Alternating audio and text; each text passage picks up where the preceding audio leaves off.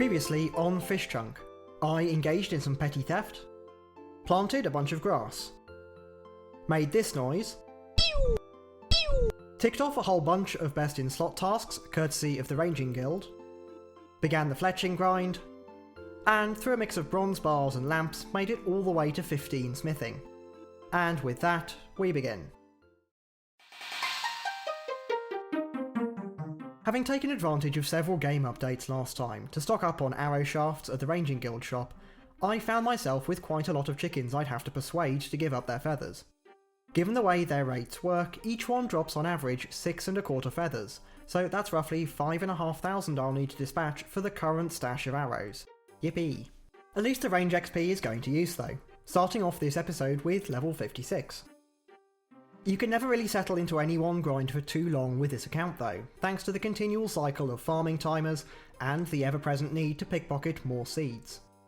Speaking of which, there's level 60 thieving. And 64 farming. Slow progress for sure, but by now the allotment has become my happy place. Back at the chickens, I got blessed with an early offering of good luck for the episode, and got a bit carried away, overshooting my feather target and deciding to finish at 35,000 instead. Anyway, with that little side goal of sorts completed, it's time to look at the main target for today. Smithing is one of the main headline grinds of this chunk, with a requirement of level 49 to smith a steel bullseye lantern frame. Something we'll have to manage without access to a pickaxe, or a furnace. Last time I left you having just wrapped up the first leg of that smithing grind at level 15. This is an important milestone, as it means I can leave behind those skellies with their bronze bars and move on to iron. An upgrade for sure, but it's by no means plain sailing for smithing quite yet, as in true one chunk fashion, I'll have to make do with nature and fire runes to superheat iron ore, obtained at some crappy drop rate of 1 in 128 from guards. Whoop-de-doo. This isn't going to be fast. But we're one step closer to level 30, when I can start to smith steel using the plentiful supply of bars dropped by moss giants, so hold on to that thought. Slightly triggering, of course, is the fact that I've already killed over 5,000 guards while going for seeds and runes in previous episodes, but having had no access to a bank, all of that ore ended up being left on the ground. I'll have to do something about that soon. Sometimes foreshadowing is relatively obvious. So combining the XP for superheating and then smithing each iron ore, I'm looking at around 290 drops that I'll need in total for level 30. Now, in reality I don't expect to smith anywhere near that many. At just 37.5 experience for every 128 guards killed, it won't take much at all for lamps to outpace those drops by a lot. But as they say, every little helps, so for the time being, it's the guards where I'll be parking myself.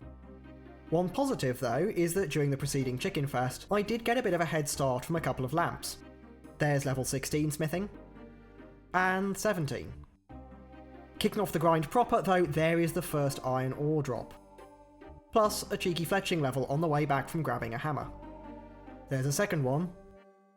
But, as predicted, it's a book of knowledge which gets us the level. There's level 18 unlocking iron crossbow bolts. They're not useful for the range grind, but it is another small source of fletching experience, so nothing to be sniffed at. Well, at least it would be, had I thought about the fletching level requirement. Time for part 2 of the fletching side goal to finish off those headless arrows. Level 29 brings a nice little milestone of 800 total level, soon followed by level 30, 35, and 39. Time to free up that inventory space once again and finish the bolts. Which, irritatingly, meant I was now 10 feathers short of my arrow shaft stack, so back to the chickens we go. Followed by 40, and the end of the arrow stack for now. Back to smithing. With some rare anvil content, another bunch of bolts for level 19 smithing, and a convenient Leo random to offload some herbs.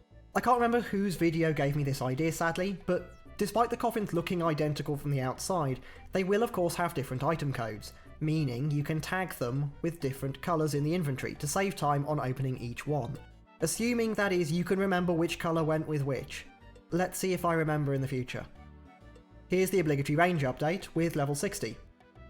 These guards really aren't much nicer for training on than the chickens, cows, armed skeletons, or farmers that I've been forced to use so far.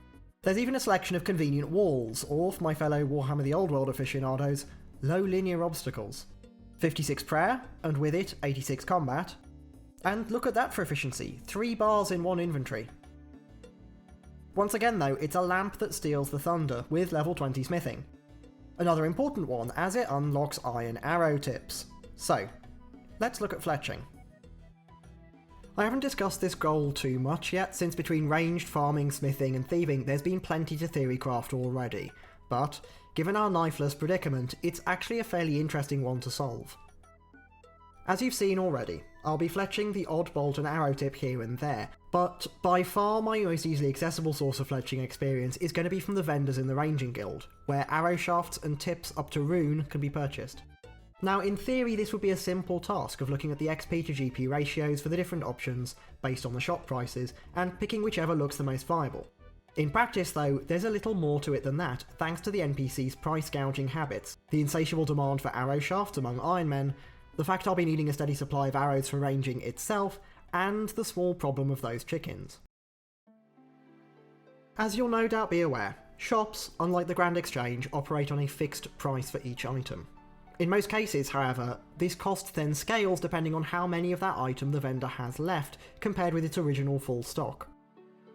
Looking at bronze arrow tips for instance, the shop in the Ranging Guild stocks 500 of them, priced at 1 GP each, with a price delta of 1%.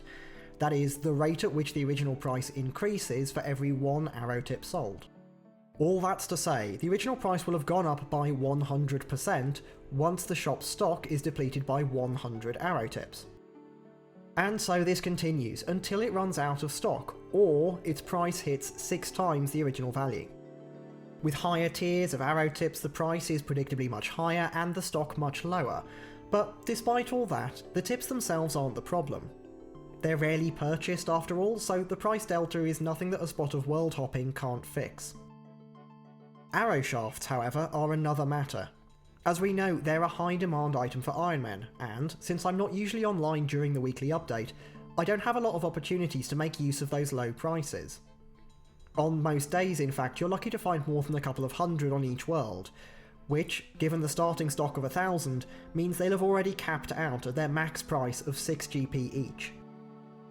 Fortunately, there's a calculator on the wiki where you can plug in all of the various numbers and work this stuff out for yourself, but that's not what you've come to expect from this channel, so in time-honoured tradition, it's spreadsheet time.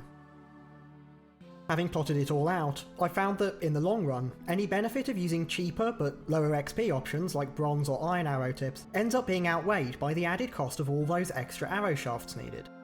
Now early on there will still be times where what I need are simply cheap arrows to fire, in which case iron does have its use, but later on, once I've settled into a steady rhythm with alks from moss giants and can start purchasing arrow tips and shafts in bulk, it'll end up being steel that provides the best XP per GP at realistic prices. And how much will all this cost, I hear you ask? Well, smithing alone will contribute around 27,000 arrow tips, but for the remaining 160 something thousand it's going to take to reach 75 fletching, I'm looking at roughly 2.3 million GP all in. Expensive, but actually perfectly obtainable thanks to the number of moss giant kills I'm going to have to do. The drops of raw GP alone will give me something like 830k, plus the nature runes are so frequent that I should have enough to alk every single ensouled giant head, black square shield, steel med helm, mithril sword, mithril spear and steel kite shield that I get, bringing in another 2.5 mil or so. Yes, there's a small problem of the 30,000 fire runes that'll eat up, but I've got a bit of a plan for those. What was that thing about foreshadowing? Anyway, back to the levels. There's 61 ranged, and the first iron arrow tips smithed. Plenty more of those to go. There's 62 ranged, a risky bob random giving us magic experience, followed by more lamps. There's 21 smithing, 22, 65 thieving, and 23 smithing. A fun little unique item task that several other chunkers have run into comes from the various clue scroll steps which modify NPC drop tables to add special keys, used to unlock chests and such like. Fortunately, I just landed that very medium clue step for the one in East Ardoyne. Now, I can't actually reach the chest itself, so this whole thing is purely academic, but I can range the guard dog and telegrab the key to at least have held it on the account. A pointless task, but a fun one nonetheless. And for you number go up enjoyers, there's the first 10,000 pickpockets of Master Farmers. At this point, having liberated quite a few strawberry seeds, I thought it was time for some variety at the allotment, and ditched the trusty tomatoes. With strawberries giving better XP per harvest, I was comfortable using super compost on these, stacked of course with the bonus XP from spreading a bucket of regular compost on each patch first. Furthermore, although I don't have a way to get any white lily seeds for the flower patch to protect the strawberries, I can, as some of you may remember from earlier episodes, fill up baskets of apples in the farm shop and use them to pay the farmer to look over the strawberries. A bit of a pain to juggle with my inventory situation, but I'm pretty used to that by now. A side benefit of all this is that it frees up the flower patch, meaning I can start to grow some limpwort seeds for yet more farming experience. Back to the guards, and I've just about finished off my stack of bronze arrows at this point. Cheap, for sure, but I can't see myself using more of these to be honest, with how many steel ones I'm going to end up fletching. I've also taken the liberty of highlighting the iron ore to make it stand out more. Look, yellow. A big one here, 65 farming. And another magic bob random. Haven't had a fishing one in quite a while. Anyway, ore, lamp, 24 smithing. And a maze random. No more chest exploits for me, I'm just clearing these the normal way for now, for a bunch of death runes. Free magic experience, I guess. Congratulations to Longnude for maxing, just in time for sailing. Followed by another iron ore, an ore, some more ore, and a lamp, 25 smithing. Noticing a bit of a pattern here? To be clear, it's not that I don't like the lamps. I am using them after all, but it is a tad underwhelming when it always seems to be one of them that gets the level, rather than a smithing action itself. Especially the lengths I'm going to just to gather the ore in the first place. Anyway, related perhaps, but by this point I realised I had just kind of fallen into the habit of recording every single ore drop that I received. I don't know. I guess it made them feel a bit more eventful over the many weeks I spent doing this, but I'll stop announcing them now, I promise.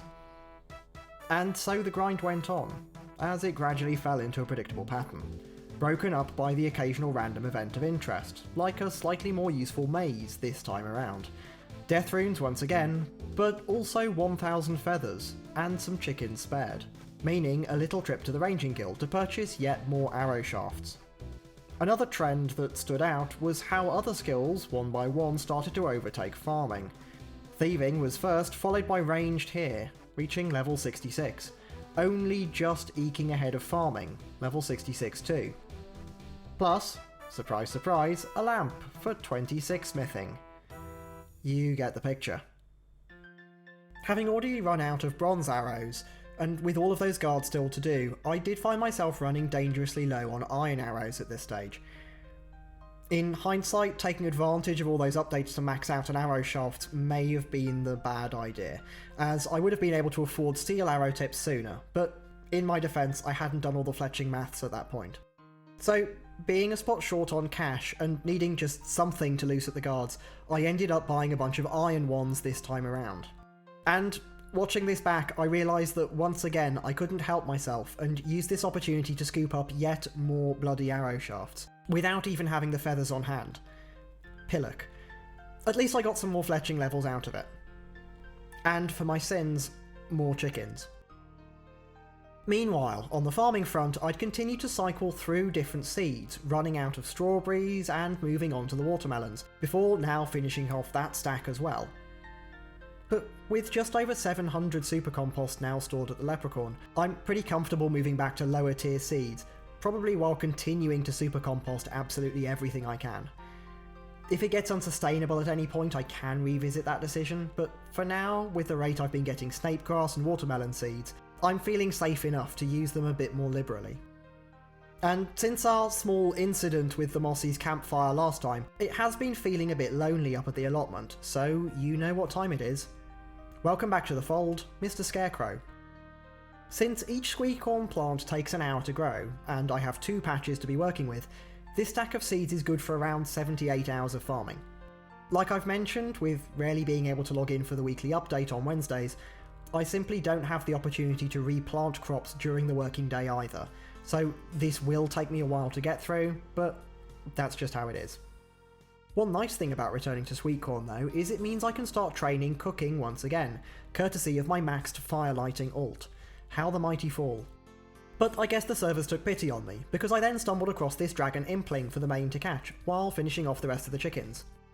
203 dragon arrow tips for my troubles. And with all those feathers, I managed to squeeze out one more fletching level. There's 44. Back at the guards, it's the same old story. A lamp for level 27 smithing, and 69 thieving. Nice. I realised at this point that I could even start alching the occasional blood rune drops from these guards, just to help out a bit more on the GP front, until I get to Moss Giants. And, for a quick update on the drop log, I've added 4 and a bit thousand more guards to the totals so far this episode, and received 35 iron ore drops since 15 smithing. And at long last a Leo random. In real terms, it's been 7 weeks since the last one, so you'll forgive me for having forgotten that I'd even tagged the coffins in the first place, let alone what colours I'd used or the rationale behind each one.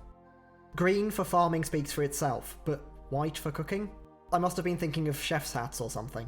And I guess yellow for crafting because of gold jewellery? Anyway, I've swapped cooking to purple like the skill cape and crafting to a kind of terracotta colour for the pots. At least it's given me a free chunk of inventory space for farming though.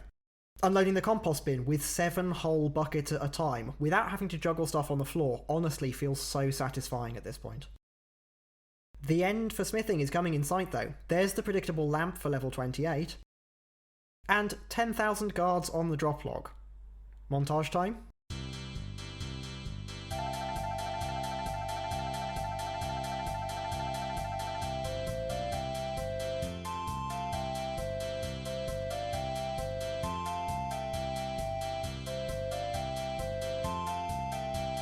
Time for a proper test of the Leo coffin tagging strategy.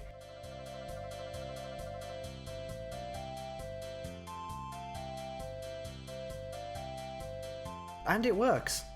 Back to the smithing content. Leo again. And another one.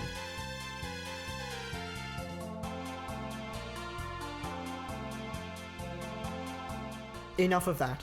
As you may have noticed from how some of the clips looked, I finally, quote-unquote, upgraded my setup and editing software at around this point, meaning I could stretch and transform all the earlier clips at a higher quality than before, but with the downside that some of the new stuff has experienced a snag with the screen recorder I used, leading to some pretty messed up colours and low-res clips.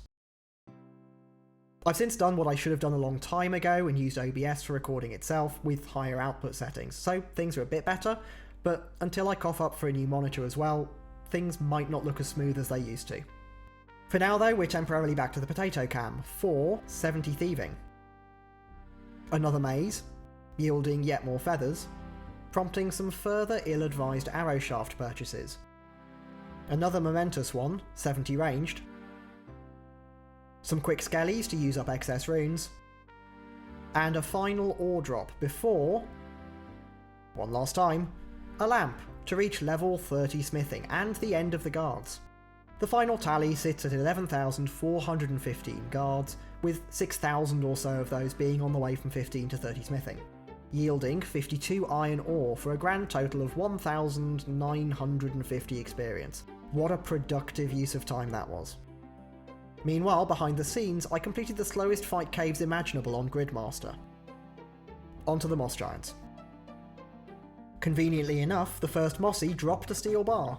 Back to the anvil. Right, end of potato cam, you'll be pleased to know. So, Moss Giants. Fortunately, at my combat level, they're no longer aggressive, so safe spotting them is pretty simple, and honestly, the range damage isn't too bad against them now either. The drops are much better in terms of raw GP and AUX, as I discussed earlier, as well as other resources like air, earth, nature and lore runes. They drop the higher level allotment seeds from strawberries up at a decent-ish rate, meaning I could downsize my seed stash once I'm done with the sweet corn and tomatoes, freeing up 2 extra spots to play with. Useful considering they drop all the herb seeds as well, including that all-important Torstal at a rate of 1 in 3.8k. a huge improvement over the adjusted rate at Master Farmers for my current farming level of 1 in 11.5k. Plus, let's not forget the smithing experience. Steel bars at a rate of 1 in 21.3.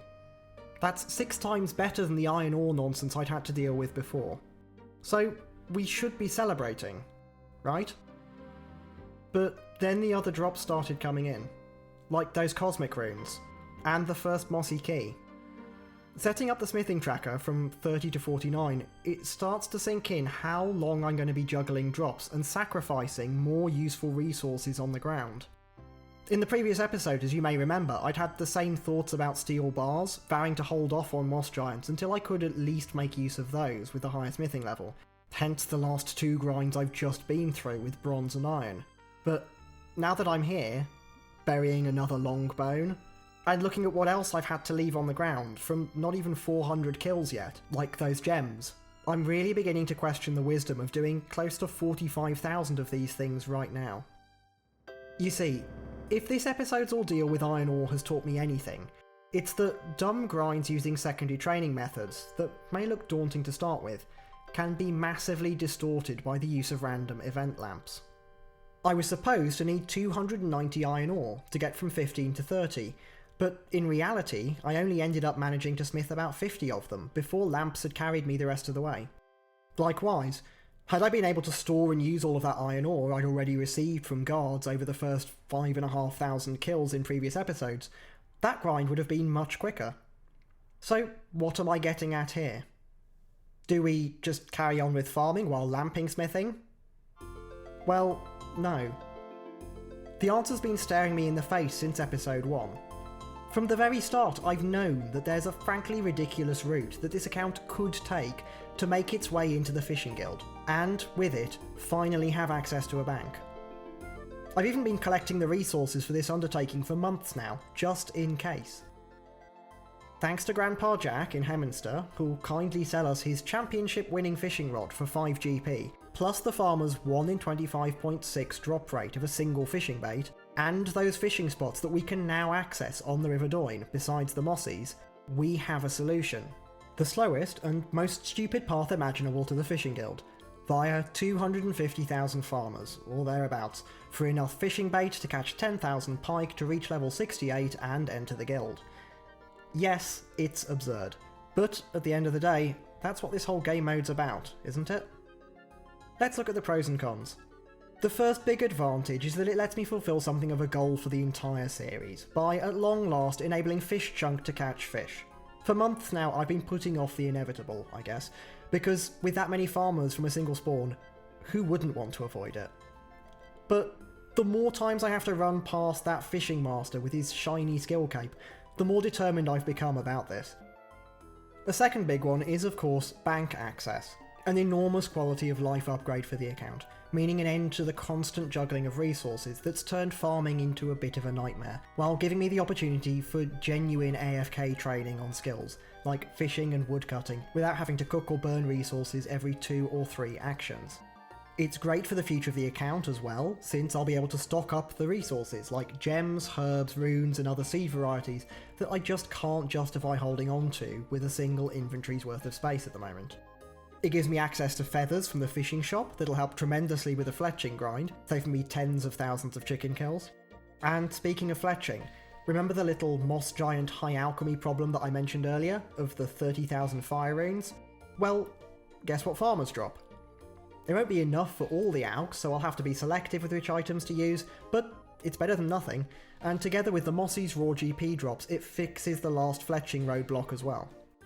By triggering a second level 99 task for the chunk, it takes away the headache of choosing another skill to max, simply in order to trim the ranging cape for its best in slot prayer bonus. It gives me more to do while farming, so that grind doesn't hold up the series unnecessarily. And with so many farmers, it gives me a pretty good chance at redemption on the clue scroll front, by giving me more completable easy clue steps to try and guarantee a treasure trail casket. As for the cons, well, that really is a lot of farmers.